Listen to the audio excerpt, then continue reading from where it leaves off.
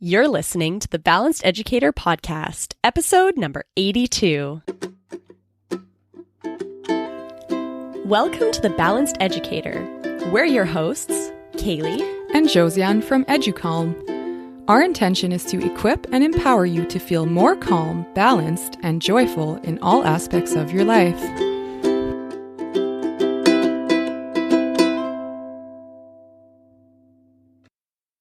Hello and welcome to the Balanced Educator Podcast. Today we are going to talk about how to create community and connection in the classroom through morning meeting for deeper learning.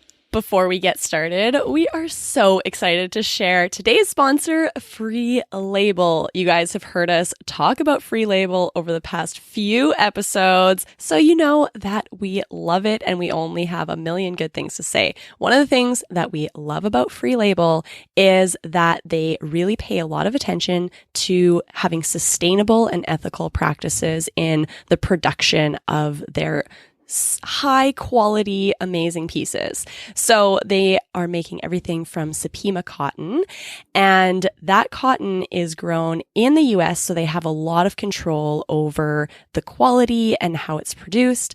And then all the fabrics get made in Canada, in Toronto, and sewn in Canada as well. So they follow every step of the process. They are always checking in on the factories. They are like family with the workers that are creating these clothing. So every step of the process is created with love. So it feels good to wear their pieces. It does. It feels so good to support them. And they are rolling out their amazing fall line. And I have one of the pieces already called the Dug-In long sleeve. And I love it. It looks good. It's cozy, it's comfy, it's perfect for fall because it's like a light long sleeve, and it looks good dressed up or dressed down. So versatile, which I love. I also have the Dug-In. And another piece that I'm excited that they're bringing back is the Sunday pant. I've had the Sunday pant since they first made it. They keep bringing it back over and over because they are so well loved. Everyone loves these pants. You can wear them high-waisted. You can roll them down. They're comfy pants that look really cute. So you can wear them out and about or lounging around the house. They're great. I highly recommend them. So check out these pieces and more at www.educalm.com/free label. So we know, and research shows that the most important part of creating classroom community to create a safe environment for our students is to have a good relationship with them. It's so easy to think back to your favorite teachers from the past, the ones that were the most effective, the ones that you enjoyed and have fond memories of. It's always the teachers that took the time to make a connection with you, that weren't just there to throw the material at you and didn't care whether you got it or not, that they truly cared for you as a human. And that made you want to learn, right? Yes. And students cannot learn until they feel safe, until they feel seen and heard. It's not going to happen unless those needs are met. So one way that we absolutely love to systematically, as a routine, habit, create those connections with our students and make sure that they feel seen, heard, and cared for by us every single day is to have a morning meeting as part of our day-to-day. Yeah, the morning meeting really helps to build community and to build trust between everyone in the classroom. Between the students and the teacher, and between the students as well. So, Josiane, what is a morning meeting? It's simply just meeting in the morning when you get to school, either in a circle, usually in a circle, I would say, and it's just a chance for everyone to share. That's really all it is at its core, but it can be done in a lot of different ways. So we're going to share what our process has been in for the morning meeting or the sharing circle or whatever you call it. It was a little different for both of us, but mostly very similar. Mm-hmm. So tell me about your process for morning meeting. For me, morning meeting, we always did following our morning mindfulness practice. So the mindfulness practice was like kind of part of our morning. I mean, it was part of our morning routine. It was mindfulness. And then I actually called it a sharing circle. So we would do our mindfulness practice using Educom Classroom, and then whatever theme we were hearing, depending on what unit we were in, there would be kind of little things that I could pull from what was being taught in that lesson. So right after the mindfulness practice, we'd go and sit on the carpet in a circle, and I had a talking rock.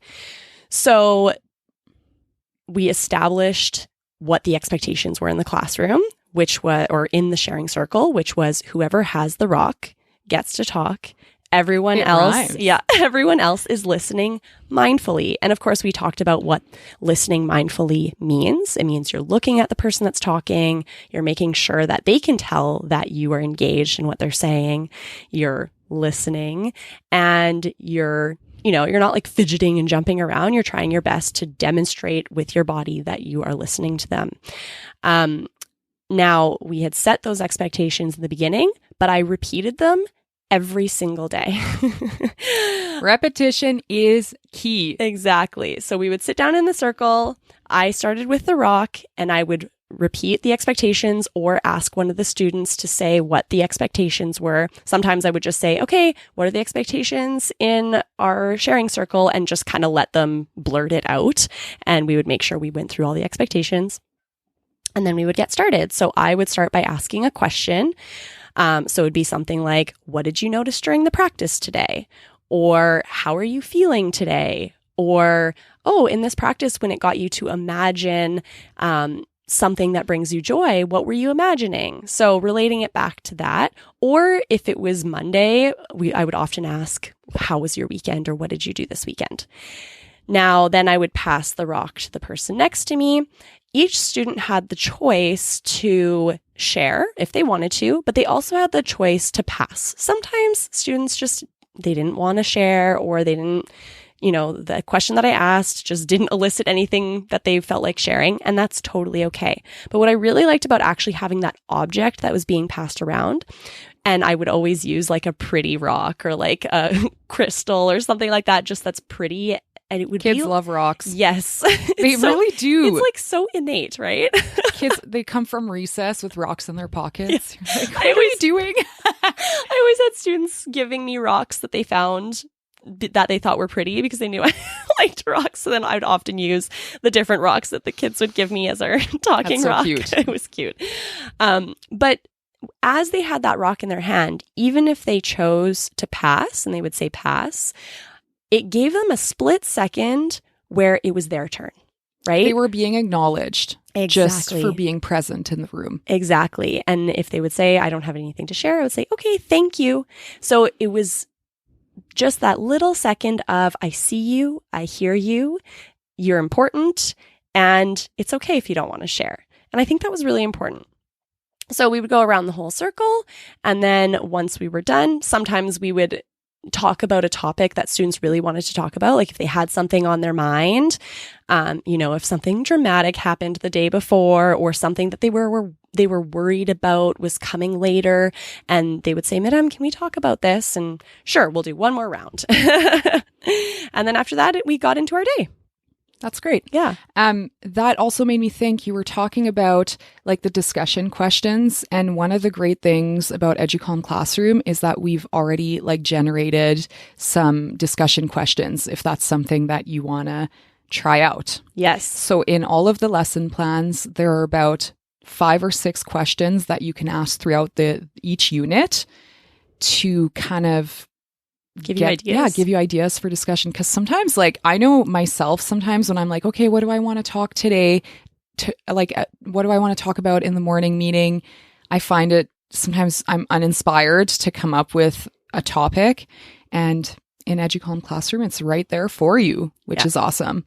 And you can check that out. You can check out the free trial if you want at educalm.com. And that's EDUCALME. Now, you talked about your kind of process in the morning routine or the morning meeting, sorry. And I did like pretty similar to what you did, but a little bit different. One thing, I've always been a really big believer in standing at the doorway in the morning when the kids come in to say hello. Mm-hmm. Because I really think that it's important that all kids are acknowledged, just the way we kind of mentioned earlier. But I would go even further with that in the morning meeting, where I would get the students to say hello to each other. And that's how we started, because let's face it, some kids, unfortunately, they won't have that greeting in the morning if it isn't for someone going out of their way to say hello to them, unfortunately, right? And it's also a good thing to teach your students, like, hey, take the time to acknowledge someone else and make them feel seen, heard, and cared for. Yeah. Right? It's all part of feeling safe in their environment. Exactly. So what a great way to create community. So how would you get them to say hi to each other? What did that look like? So I had a couple different activities that I would do. And one of them would simply be, I also used a rock most days. And they would just actually pass the rock to the next person and say hello to that person. That person would say hello back to them. And then they would turn around to the next person, say hello to them. And through that, I also taught them how to say hello in a lot of different languages. So I'd be like, what language should we do it in today? And then we would look up how to say it or whatever. We had like a book that gave all the different options or the different translations, and we would do that. That's so that was so fun. Because then, yeah, by the end of the year, they knew how to say hello in like so many languages, which is fun because that in itself brings up discussions, because in our Canadian classrooms, it's very multicultural. It's very diverse. So it's fun because it opens up that discussion, right? Yeah. So I would always do that. And then we would get into what you had talked about, the discussion question, whether it was, what did you do this weekend? Or we would get into a discussion related to the mindfulness practice from that morning. And oftentimes I would end up doing, like, they would share twice. So it would be first about the mindfulness practice, then it would be a just fun topic, like, what's a funny thing your pet did kind of thing. Like, you can, if you search the internet, morning meeting discussion questions, there's all kinds of fun ones, like, what's your favorite book and why, and things like that. And that was mostly just to, especially in French immersion, speaking French doesn't happen often enough. And we know it's the most like important thing for them to move on from school, still being able to know it and speak it. And so I would use morning meeting for my French language arts, where students would learn vocabulary around a discussion topic, and then they would put it into full sentences, all of that. So, yeah. That's awesome. I actually really put the focus on that as well in my morning meeting, because when I was in high school, I had a teacher that would do a morning meeting with us every Monday. So it wasn't every day, but it was every Monday. Everyone had to share, and we had to share in French because I was in French immersion. And I learned so much during just those morning meetings, because I don't really remember any other teacher giving us the chance to just talk about our personal lives. So French being my second language, I didn't have the vocabulary for things that were outside of school. So, I could speak really well in French when it related to school things and situations that happen at school. But talking about, what you did on the weekend. What I did on the weekend? Yeah. Whatever like interests you have outside of school. Exactly. So like I learned so much during that time, and I felt like I improved my French so much during that time. And that wasn't even a French class. That was for history. So, and it just showed me how important it was. So that was something that I've always done once I was a teacher, because I always taught in French immersion and just really valued that. And also explained to my students that it's okay if you don't know the word. This is a chance for us to gain new vocabulary. Yes, So if you creating don't, a safe space where they don't feel judged. Exactly. And then I would say, like, I'll correct you, but it's not because you're wrong. It's so that you can learn new things. So that growth mindset piece was, I really made it obvious and would say, sometimes a student would say, can I just say this in English because I don't know how to say it in French? And I would say, try your best and I'll give you the words that you don't know, and then you can repeat them back. So it was a great way to bring social emotional learning and connection and community into our learning outcomes for French. Yes. Yeah. Very, very useful, especially for French immersion, I would say, because, it's just so important. Another thing that I did on certain days, not all days, but I would do a community building activity. So like a game of some sort, a game that can be played in a circle. So like, for example, and I learned this one from one of my colleagues at the school that I was first at. It's called the Game of Tens. And it is so simple. It's such a simple and like, it's almost silly how simple it is. But the kids love that one. And they ask me to play all year once they know it. And it's a game that takes about 3 minutes. So it's great. And all it is that all the kids stand in the circle and they can say either, so one person starts, they can say either 1, 1, 2, or 1, 2, 3. So only 3 numbers, or up to 3 numbers, I should say. And then it keeps going to the next person. They can say 1, 2, or 3 numbers all the way to 10.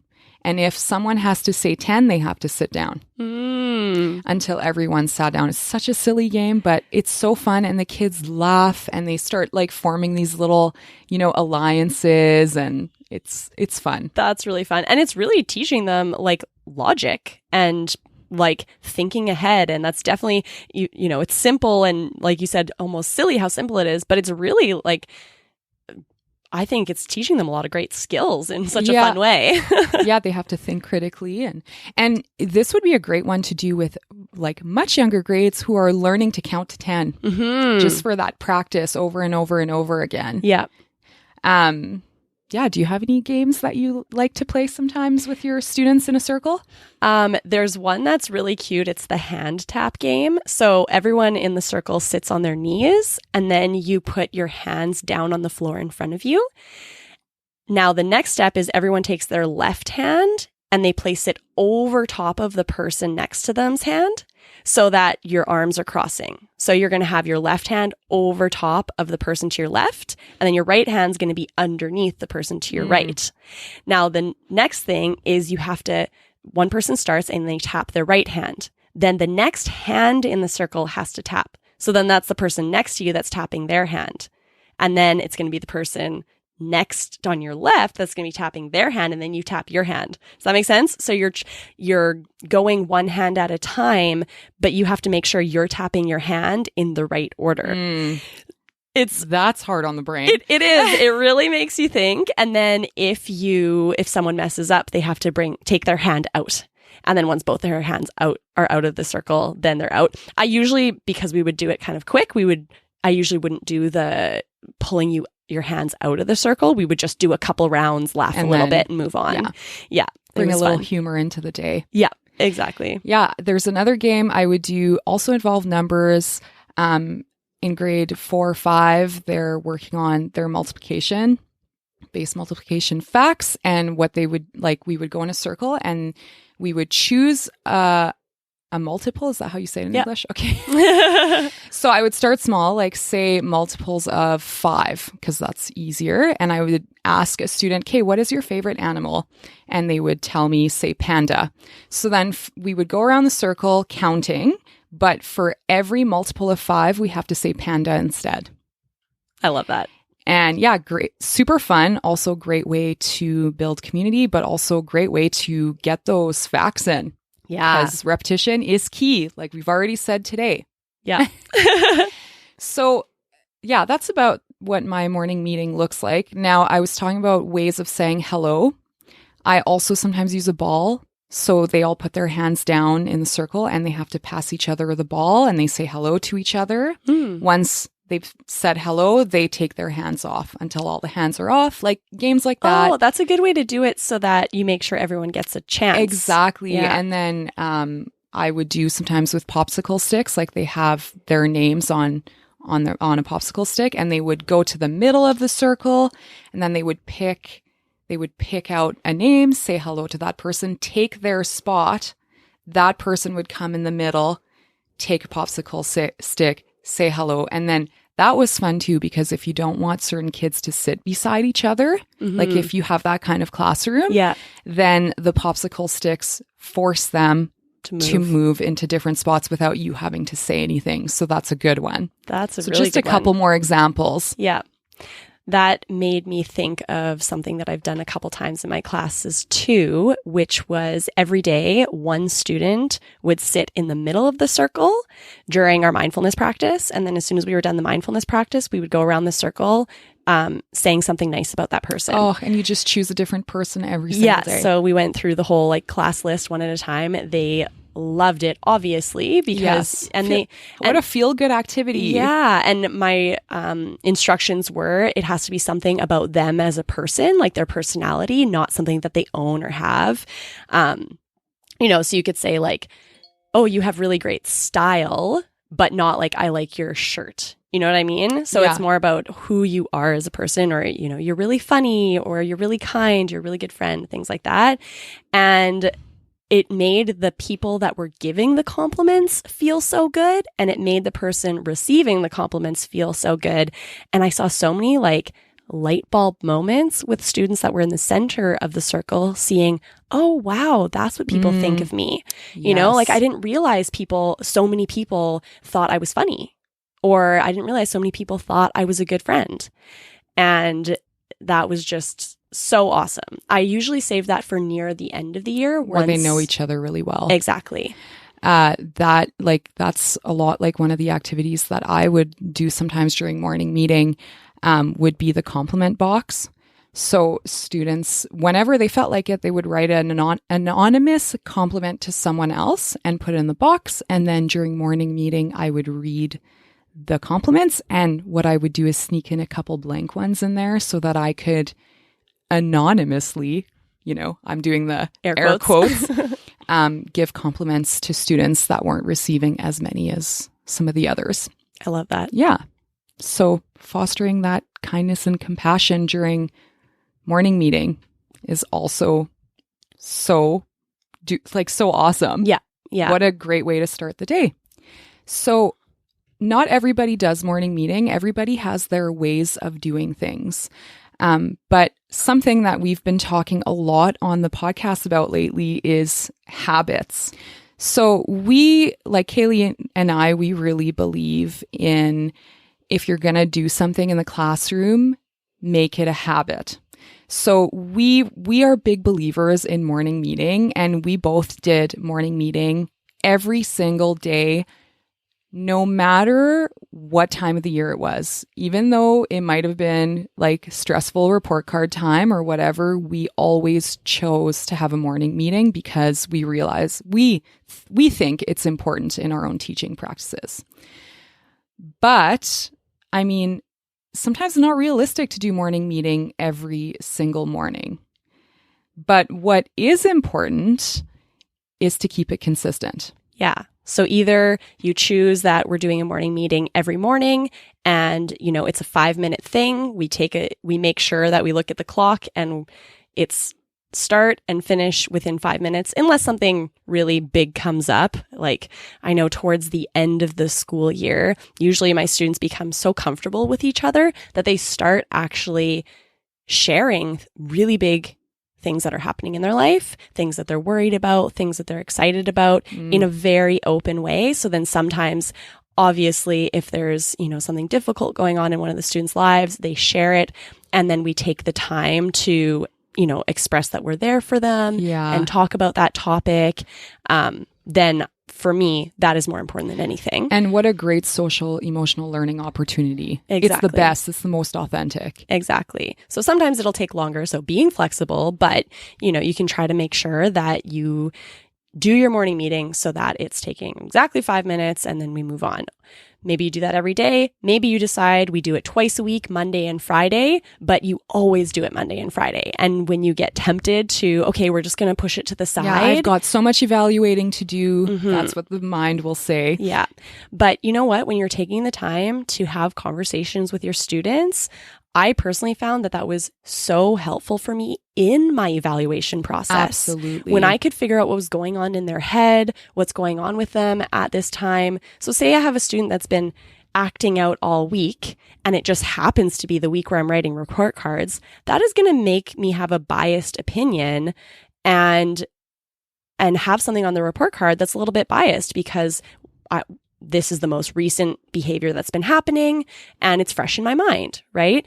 But if I'm listening to them in that morning meeting and finding out that, oh, there's something really difficult going on in their life right now, that's why they're acting out. Well, now I have compassion for them and I'm not going to put that on the report card. You know what I mean?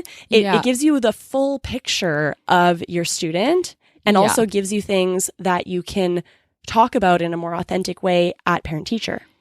And also taking that time for morning meeting gets them ready for those evaluations, for all that learning, for the stress that they have too from their end. Yes, because you can tell in your classroom when it's evaluation time. They can tell. They can tell that you're kind of stressed out. And that often ends up being the time that all these things are happening in the classroom, that things aren't running as smoothly as they normally do because they can feel that stress and that nervousness as well. That's right. Yeah. That's right.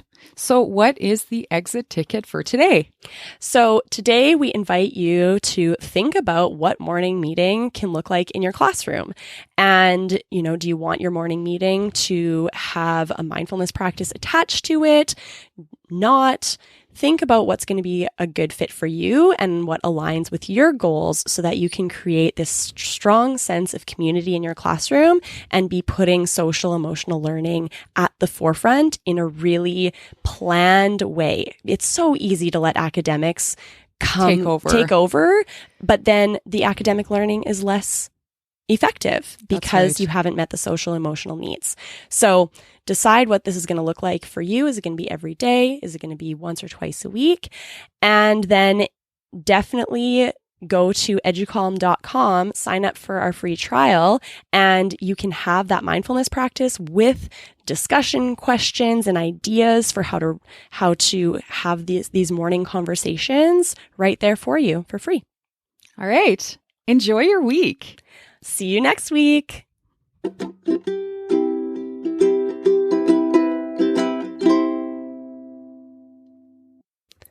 Worry, stress, and anxiety are a reality in today's schools. When students are distracted, their brains aren't ready for learning. Getting them to calm down and focus can feel impossible. Don't feel helpless, frustrated, or overwhelmed any longer. Get Educalm Classroom, our online mindfulness program that's transforming classrooms and improving student wellness and learning. With Educalm Classroom, students and teachers learn concrete strategies and common vocabulary to manage emotions and behaviors. They both leave the classroom better equipped to overcome life's challenges. In your Educalm Classroom membership, you'll get a full year of ready-to-use audio, video, and printable mindfulness lessons for the classroom, plus access to a caring and supportive community of like-minded teachers. Try Educalm Classroom for free by going to www.educalm.com. Educalm is spelled EDUCALME. Thrive in a calm learning atmosphere.